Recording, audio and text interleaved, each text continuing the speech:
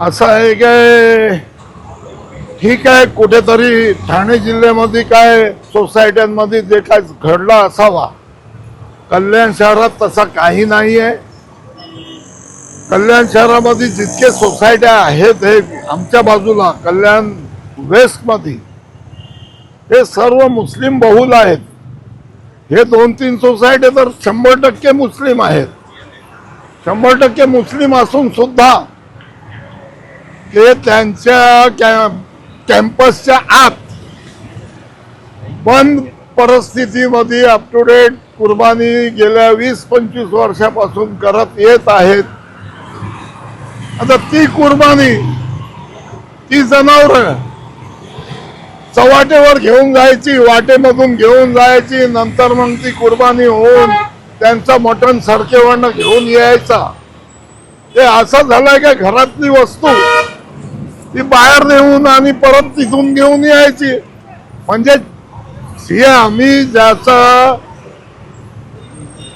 हामा करायला इच्छितो का बा आपल्या कुठल्या सणाशी लोकांचं मन दुख होऊ नये, तर ते बकरे आम्ही आमच्या कॅम्पस मध्ये कापत होते.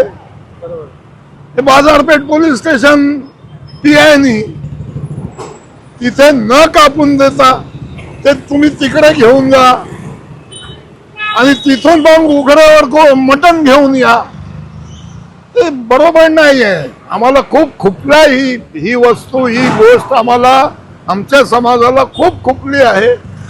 कारण 100% हे 2-3 सोसायट्यांमध्ये संपूर्ण मुस्लिम राहत आहेत आणि कोण्या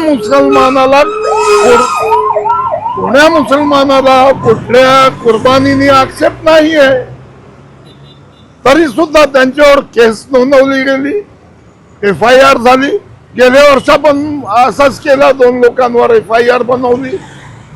ते बरोबर वाटत नाही. आमच्या सणाच्या वेळेस आयत्या वेळेला काही कायदा बसवायचा तर बरोबर वाटत नाही. तरी सुद्धा आमच्याकडे संयम आहे.